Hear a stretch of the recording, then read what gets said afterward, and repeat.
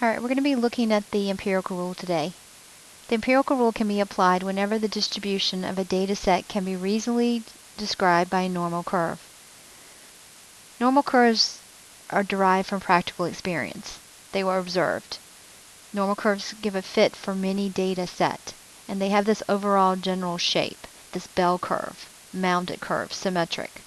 The empirical rule is also called the 68-95-99.7 rule. Here are several examples of things that follow our normal distribution. We call it a 68-95-99.7 rule because approximately 68% of the data is within one standard deviation of the mean. This is our standard normal curve. Remember, in our standard normal curve, the mean is 0 and the standard deviation is 1. And then 95% of the data falls within 2 standard deviations from the mean. And then finally, 99.7% of the data falls within 3 standard deviations from the mean. You may recall from your summer packet or from Algebra 2, we can break these values down even more to help us answer our questions. So if 68 is in the middle, that means 34 is going to be on either side. Then we have the 13.5% between 1 and 2 standard deviations. Then we have 2.35% between 2 and 3, and finally 0.15% at the ends, adding up to 100%. Alright, let's look at some applications of this. So we're asked to sketch the normal model using our 68-95-99.7 rule. So we're looking at the birth weight of babies. This is telling me that we have a normal distribution with a mean of 7.6 and a standard deviation of 1.3. Alright, let's sketch the model first. Let's put the mean in, and then our scale is 1.3. So we're going to add 1.3.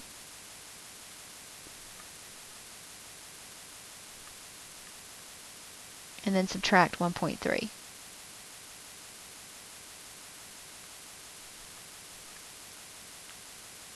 Alright, now these numbers will change according to our situation. Alright, now answer the question. What percent of the babies weigh more than 8.9 pounds? So ours are cut off and we want more than. So we're looking for this area under the curve. Alright, that's where those numbers that we've memorized from here come into play. Alright, so we know that this is 13.5%, 2.35%, and 0.15%. So if we add those up, we're going to get 16% approximately. Alright, 16% of the time, babies weigh at most how much? Alright, so at most, that means we're looking at the lower end. So we got to count, we're looking for a value across the bottom until we get 16%.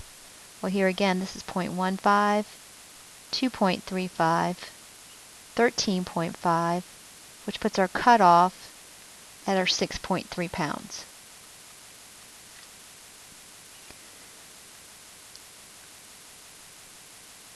Alright, what is the cutoff weight for the top 10% of babies? So sometimes we'll do a problem and we're not going to fall exactly at one of our cutoff values. So that's where we need our calculator. So the best we can do with this without a calculator is estimate. Well, 10% is going to be somewhere, because we know 16% was at 8.9. 10% is going to be somewhere in here. Alright, remember this is an inverse norm question. So if I'm going to look this up in my calculator, so I know the baby's going to weigh somewhere between 8.9 and 10.2 pounds. But I can get even more precise. Alright, so I'm going to go to my calculator. I'm going to go to second distribution, second vars,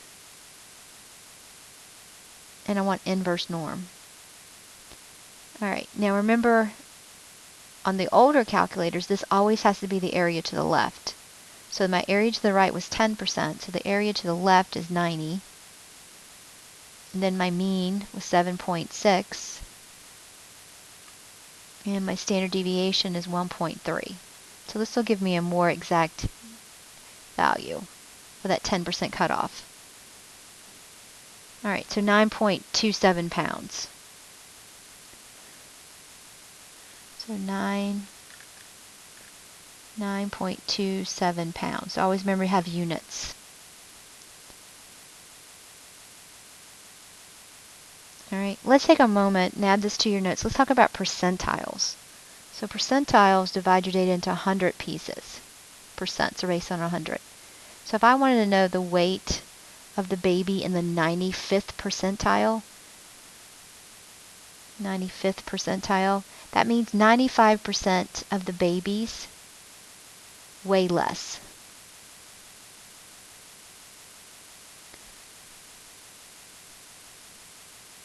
All right.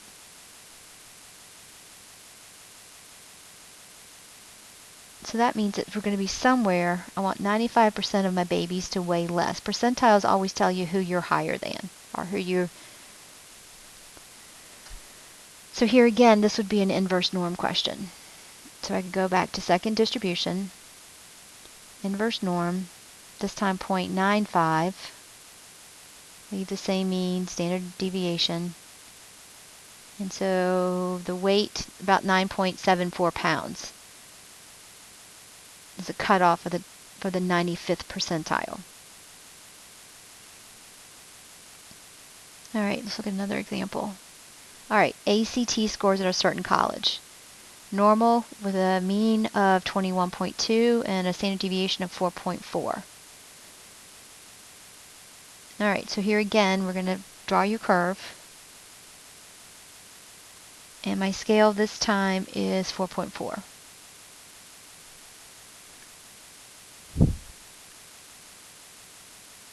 And I subtract 4.4.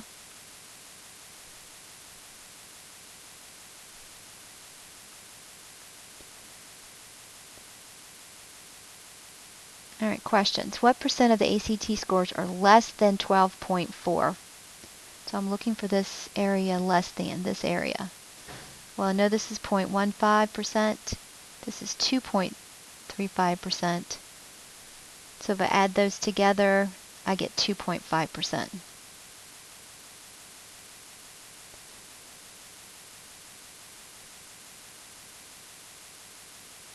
All right, what is the cutoff for the top 2.5%? So I want the other side, the top this time. All right, so here again, count backwards, 1.5%, 2.35%. So my cutoff is here. So 30, score of 30.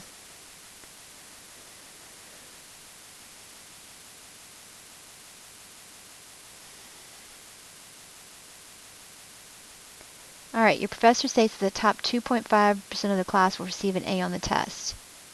The mean is 75 with a standard deviation of 5. So I'm going to add 5. And since I want the top, I can subtract 5. I don't really need it for this particular problem. All right, what's the A?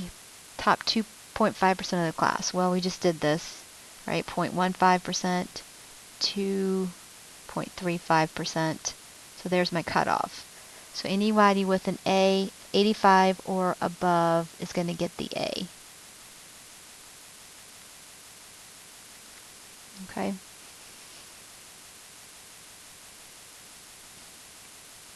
All right, let's look at z-scores. Remember, your z-score is your value minus the mean over the standard deviation. It tells how many standard deviations from the mean. It converts all normal curves to make direct comparisons. Of course, if it's positive, it means the value is above the mean, and if it's negative, the value is below the mean. All right, you're going to be asked the question, does it seem unusual? And unusual in a normal distribution is more than standard deviations from the mean.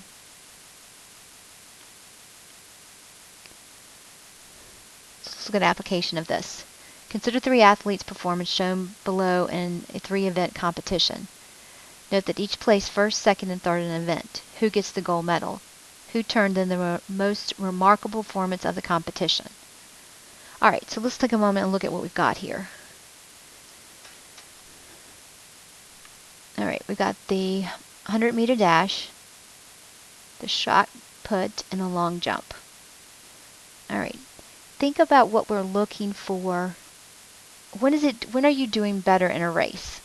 Well, you want to be below the mean. So you've got to be careful with this. We're going to take the opposite. When we find the z-scores for these, we're going to take the opposite. But in the shot put, you want to be above the mean. In the long jump, you want to be above the mean.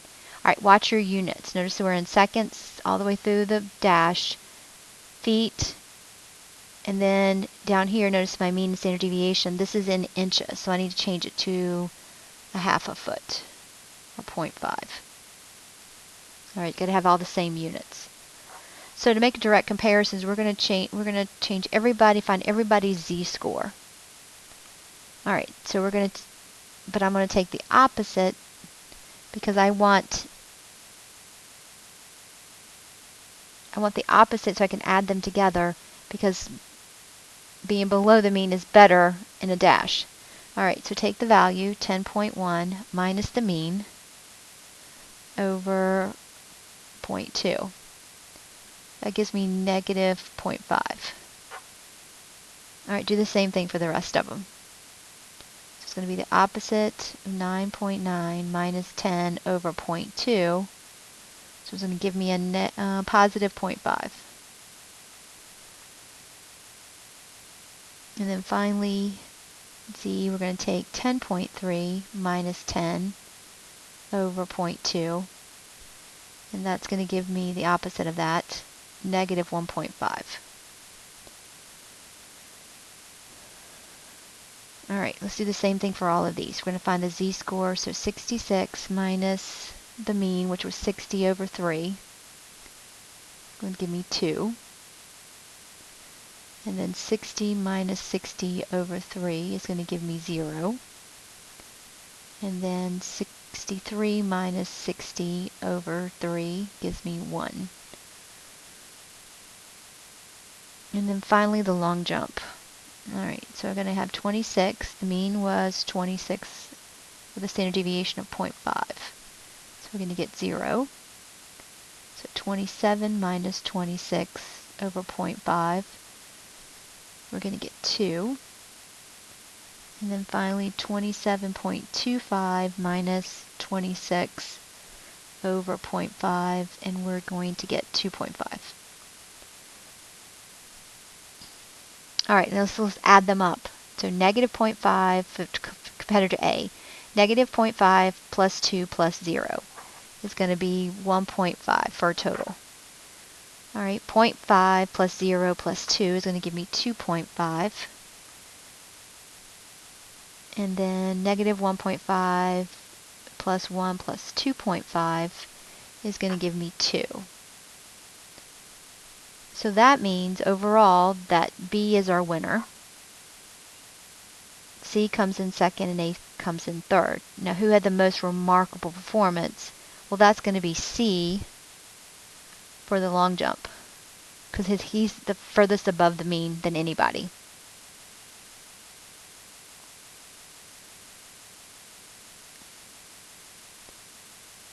All right, try your practice.